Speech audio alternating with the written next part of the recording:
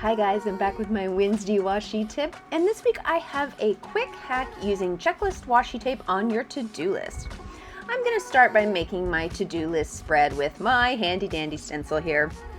I don't know if you saw my June toolbox, but I did a blog article with my top 10 tools for habit trackers, and this was on that list, but it is on all my lists when it comes to doing spreads. It is so much more efficient and so quick.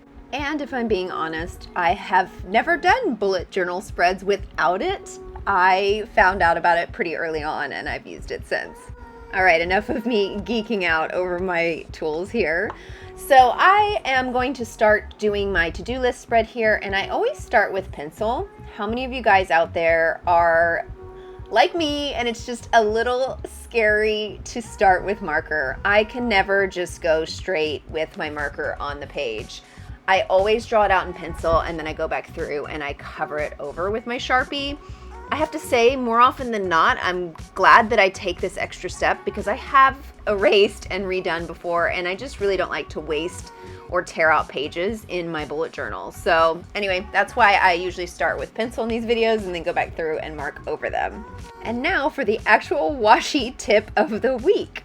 I am going to grab my checklist washi tape here, and then I am going to roll it out, and that's it.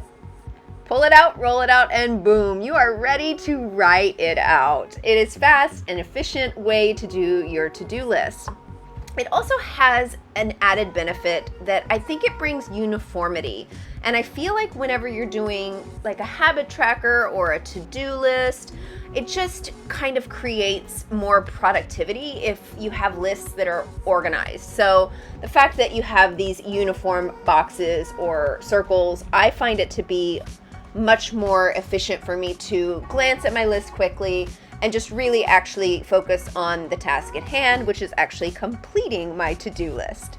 I know this was a quick one this week, but what a time-saving hack.